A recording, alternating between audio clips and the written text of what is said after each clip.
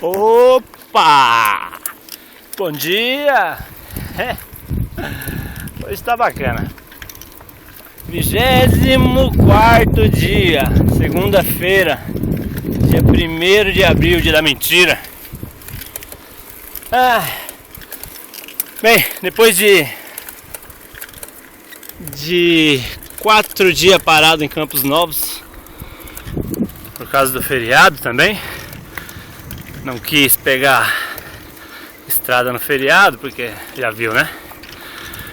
Cheio de carro, cheio de gente. Depois desses 4 dias, volto pra estrada.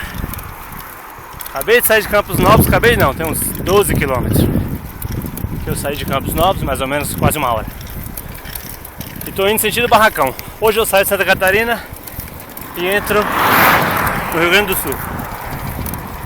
Eu tô chegando pertinho de uma serra. Eu vou descer uns 300 metros nessa serra e depois subir esses 300 metros. Aí eu chego em Barracão.